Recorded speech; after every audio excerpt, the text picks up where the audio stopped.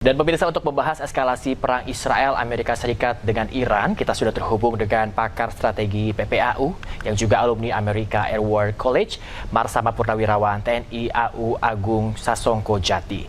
Juga telah terhubung kami bersama dengan Ibu Stepi Aryani, pengamat intelijen dan keamanan nasional. Selamat malam Bapak Agung, selamat malam Ibu Stepi. Kita ke Pak Agung terlebih dahulu. Pak Agung, ini Amerika Serikat ini mengirimkan pasukan marinir ke Iran melalui jalur menuju darat. Seperti apa tanggapan Anda, Pak Agung? Jadi mengirimkan pasukan marinir ya, itu naik dengan kapal Indo USS Tripoli, khusus memang untuk marinir. Apakah ini merupakan indikasi perang darat? Menurut saya tidak. Karena 2.500 personel ini hanya setingkat Marine Expeditionary Unit atau MAU, dan ini adalah Quick Reaction Forces. Jadi untuk pasukan gerak cepat, bukan untuk invasi. Karena untuk invasi itu minimal harus 500.000 orang untuk Iran yang luas seperti itu. Jadi ini upaya pengiriman USS Tripoli dan beberapa kapal lain ini untuk mengamankan choke point di Pulau Kark ya, yang sekarang diserang. Tapi kan kalau tidak ada diduduki, itu akan tidak bisa dikendalikan. Dalam kacamatanya ini adalah power projection untuk gertakan juga, karena Trump ingin menunjukkan bahwa meskipun pangkalan darat seperti di Saudi, Qatar, dan lain-lain lumpuh, Gajah Rudal, Amerika masih punya pangkalan bergerak di laut. Jadi ada orang yang masih sehat, segar, dan bisa dikirim dengan helikopter atau pesawat Osprey, ya, pesawat Beetle Osprey. Namun ini adalah operasi penyelamatan wibawa, bukan awal dari pendudukan wilayah daratan Iran yang luas. Jadi sekali lagi ini bukan invasi darat tapi power projection ya. Dan ini sadar bahwa Amerika itu sadar ini Iran itu labirin maut ya. Tidak sembarangan bisa masuk tanpa pasukan yang besar, tanpa dukungan yang besar. Jadi ini adalah hanya upaya untuk escalation management ya, untuk mengamankan titik tembus lagi seperti sekali lagi jalur logistik seperti Pulau Kark ya, itu sudah dihancurkan untuk arah militer, tapi kan masih berjalan itu untuk minyaknya masih nggak ada masalah. Nah ini pesan utamanya adalah pesan kredibel Amerika siap memukul balik setiap gangguan. Tapi bagi Iran sendiri, garda revolusi beranggapan bahwa ini peluang mereka untuk tidak perlu mengalahkan marinir di pantai, dia cukup untuk bisa mengancam kapal-kapal itu dengan rudal jelajah atau rudal balistiknya dan drone-nya. Jadi caranya dengan mengunci ruang geraknya biar tidak bisa bergerak. Namun di sisi lain Amerika juga saling mengunci lah tujuannya, sehingga dengan jumlah pasukan segitu tidak seluruh Iran diduduki, tapi akan diduduki beberapa tempat strategis seperti Pulau Kark gitu. Jadi saat ini masih merupakan bagian daripada tit and tat, jadi saling mengancam, saling menggentak dan mengingatkan sehingga siapa lebih kuat. Namun tentunya saat ini Iran masih di atas tangan, karena pada buktinya dua kapal induk yaitu USS Abraham Lincoln dan USS Gerald Ford itu berada jauh meskipun di Laut Arab dan Oman, tapi relatif jaraknya 700 km. Tidak mendekat karena masih ancaman daripada rudal jelajah anti kapalnya masih mengancam. Nah, dan ini nanti kita lihat ke depannya bagaimana. Tapi yang jelas 2.500 personil bukan untuk perang darat ke daratan Iran. Terima kasih. Ya, bukan perang darat, dan juga tadi Pak Agung menyatakan harus ada 500.000 orang ya, jika memang Amerika Serikat ingin menginvasi Iran yang bisa dibilang cukup luas. Kalau menurut Bu Stepi sendiri sebagai pengamat intelijen, kira-kira langkah apa yang akan dilakukan Amerika Serikat dengan mengerahkan pasukan melalui darat? Iya, yang pertama tadi sudah disampaikan ya oleh Pak Agung. Jadi memang kalau kita lihat eskalasinya, marinir AS yang dikirim itu 2.500 sampai 5.000 ya, dengan target yang diserang sekitar 15.000, dan biaya operasi ini sekitar 11,3 miliar untuk 6 hari. Jadi benar-benar saya lihat ini adalah sebuah eskalasi ya, titik balik di mana kalau kita lihat konsentrasi Amerika dan Israel itu sejak tahun 91 yang tadinya memang menghadapi proksi ya, ini betul-betul mereka serius gitu ya. Jadi kalau kita cek lagi di sini Mas Bayu ya, bagaimana sebetulnya update terbaru dari pergerakan Amerika, Iran itu sebetulnya menurut Presiden Trump sebetulnya kayaknya mau deal gitu ya, tapi sebetulnya syarat-syarat belum terpenuhi. Bandara Dubai kita lihat 16 Maret sudah lumpuh, kemudian juga Trump menekan NATO dan Cina ya untuk terlibat jauh, bahkan di checklist tuh negara-negara yang siap membantu, yang bestie, yang Inggris dikecam karena tidak membantu gitu ya. Jadi walaupun Pentagon menyampaikan sudah mengirim tadi US Tripoli dari Jepang ke Timur Tengah, tapi belum disampaikan bahwa ini adalah bentuknya invasi darat atau pergerakan darat. Artinya di sini semua elemen yang mensupport operasi darat terbatas, ya terbatas sekali lagi sudah berada di tempat. Kapal amfibi, batalion pendaratan, jet tempur F-35B-nya, helikopter serbu itu sudah ada di posisi masing-masing. Tapi Pentagon belum menyampaikan ini adalah sebuah invasi darat. Posisinya beberapa negara Teluk ini menarik ya kalau kita bicara dari sisi intelijen, itu sebetulnya banyak yang pro Amerika tapi takut untuk langsung terbuka mensupport Iran karena khawatir menjadi target serangan Iran, sehingga mereka hanya defense pasang pertahanan semesta. Kepentingan utama negara-negara Teluk di sini tentunya keamanan infrastruktur energi, stabilitas ekonomi mereka, dan tentunya mereka tidak ingin terlibat perang langsung. Kemudian NATO kalau kita cek lagi atau G7 ini ragu-ragu. Walaupun Presiden Trump menentang ya, Inggris, Prancis, Jerman itu mempertimbangkan berbagai opsi. Cina jelas di sini netral walaupun kapal Cina tetap jalan, Rusia membantu secara diam-diam ya suplai teknologi. Jadi kita lihat di sini kalau dari sisi intelijen mereka tidak bisa langsung berhadapan langsung, tapi tentunya ada channel-channel yang bisa digunakan ya, back channel yang bisa digunakan. Dan ini mulai dari pembersihan ranjau laut, pengawalan kapal tanker, itu sebetulnya sudah ada perkembangan. Kalau kita lihat 2-3 hari yang lalu ya, Iran juga sudah mulai membuka diri dengan negara-negara Teluk lain, tapi mereka menyatakan bahwa kami yang memegang kendali, kami tidak bisa ikut kepada permainannya Amerika. Dia nggak mau kalau harus mengikuti apa-apa saja syarat dari Amerika. Jadi kemungkinan perkembangan ini yang pertama kalau menurut saya skenario pertama adalah adanya eskalasi yang negosiasi itu kecil kemungkinan, rendah sedang ya. Skenario kedua adalah operasi terbatas ya, ini yang paling mungkin yang tadi disampaikan oleh Pak Agung ya. Kemudian skenario C ya, invasi darat terbatas, tapi tentunya jumlah pasukan dan alutsistanya masih kurang kalau kita lihat perkembangan hari ini. Dan skenario D, eskalasi regional atau perang proksi. Jadi saya rasa yang B dan C tadi, apakah itu invasi terbatas atau memang hanya terbatas MAU saja, melancarkan operasi-operasi seperti pembersihan ranjau, pengawalan kapal tanker, dan lain-lain. Seperti itu Mas kalau kita lihat dari pergerakannya. Ya. Kalau kita lihat kembali serangan balasan dari Iran begitu setelah apa yang dilakukan Amerika Serikat dan Zionis Israel kemarin, juga kita bisa bilang Iran ini tidak bisa dalam tanda kutip diremehkan begitu ya. Cukup intensif serangan balasan yang dilakukan oleh Iran. Kira-kira apa yang melandasi mungkin bisa dibilang pemikiran Amerika Serikat untuk akhirnya memutuskan mengerahkan pasukan melalui darat? Ya, Pak Agung mungkin bisa menjelaskan? Oh ya, jadi ya pasukan darat itu pada akhirnya gini, memang kenyataannya ternyata air power itu sangat ampuh ya, efisien, efektif untuk mencapai memutuskan simpul-simpul ataupun kekuatan-kekuatan. Namun masalahnya tetap untuk di darat itu untuk rejim change nggak sebanyak itu kan memerlukan orang di darat, boots on the ground istilahnya, atau sepatu di darat ya. Karena kalau Amerika itu melakukan invasi darat itu adalah perang atrisi yang berpanjang dan berdarah ya.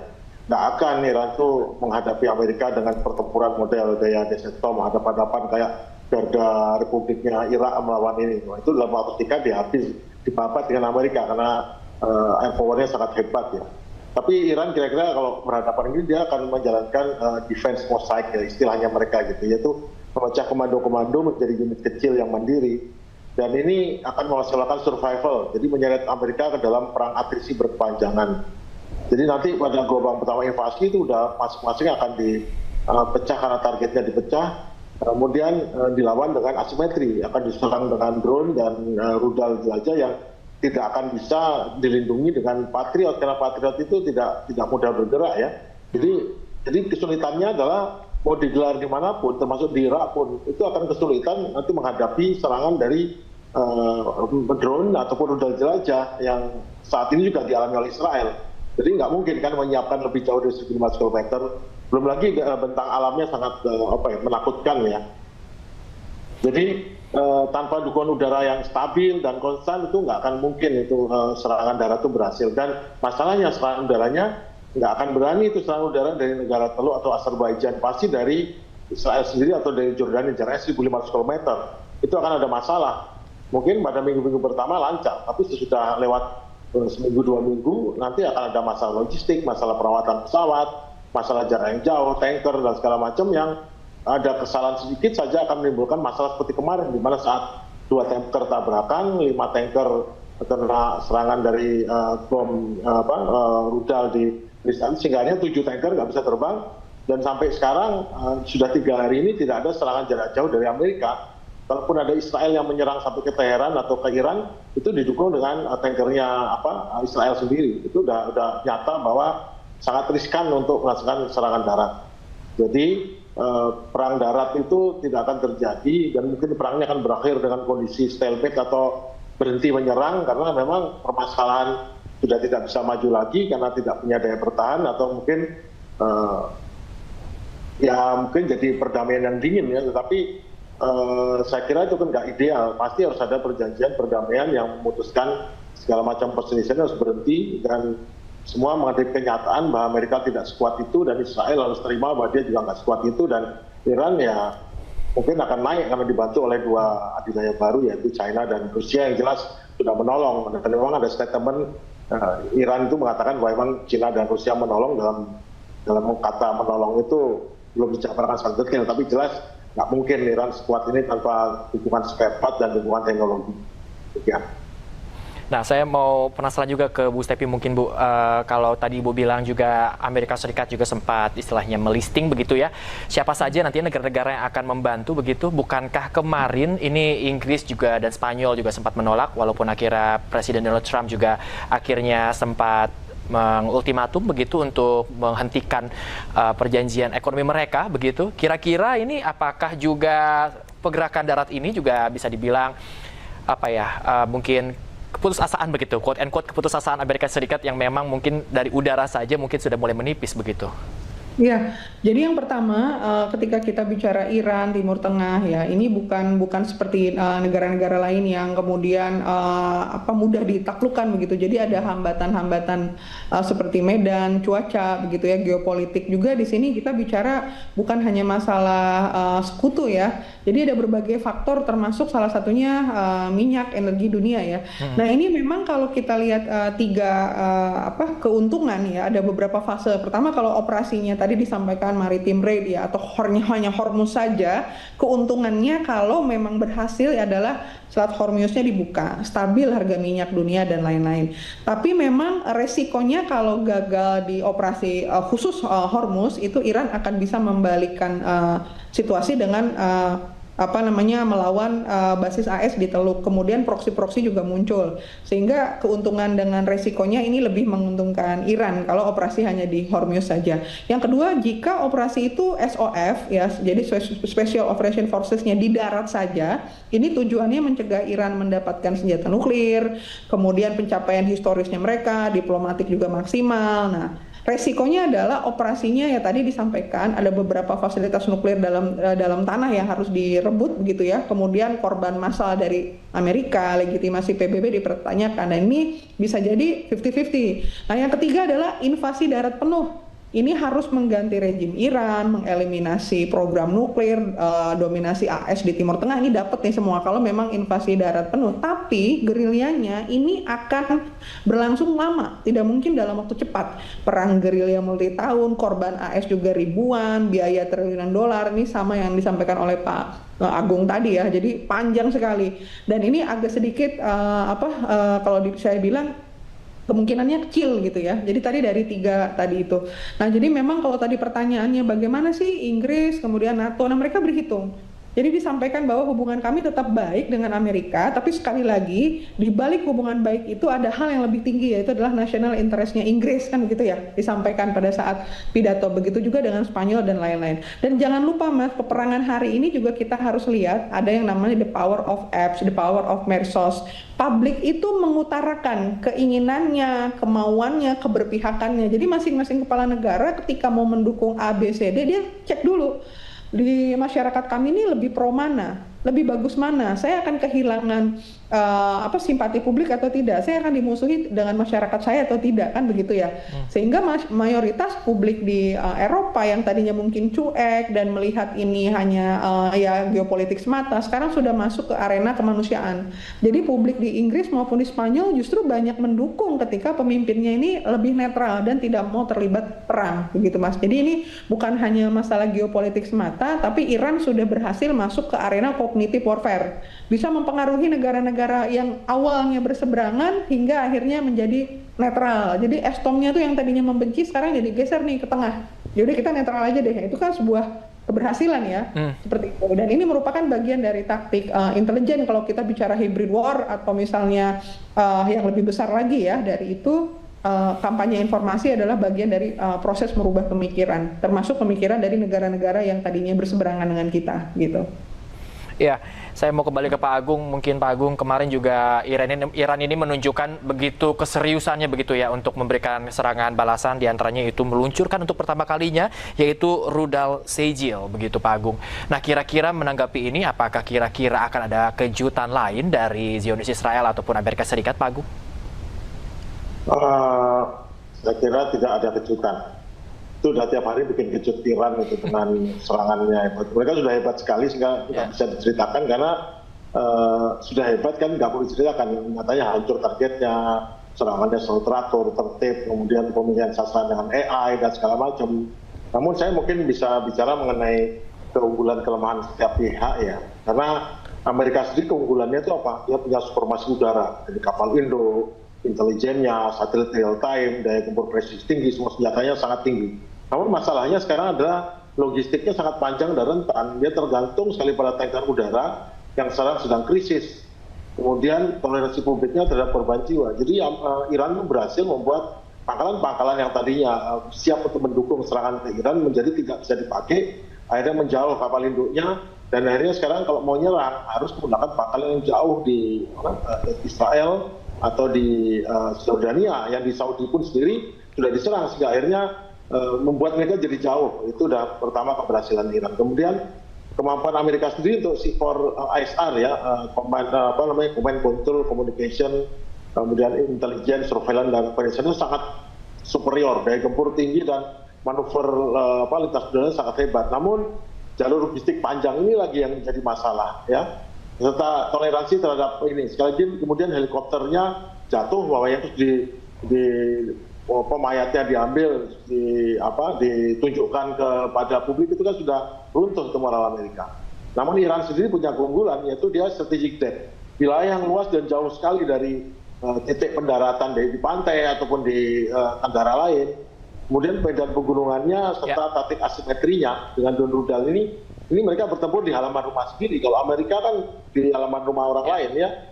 Namun kelemahannya adalah sebagian pesawat-pesawatnya itu sudah tua, tank-tanknya mungkin perlu diperbaiki lagi. Dan pusat komandonya sangat rentan kalau dia berada di permukaan, berarti harus sudah di bawah permukaan atau tersembunyi. Itu yang merupakan kelemahan. Dan terakhir adalah yang disebut dengan strategic depth tadi yang saya jelaskan.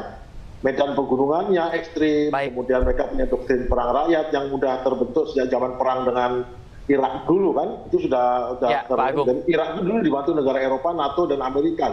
Dan Iran berhasil memukul mundur. Pak Agung, kemudian ini juga yang penting adalah Pak Agung, semuanya sudah harus dipersiapkan. Kalau tidak, lebih bagus jangan melakukan serangan ke daratan Iran.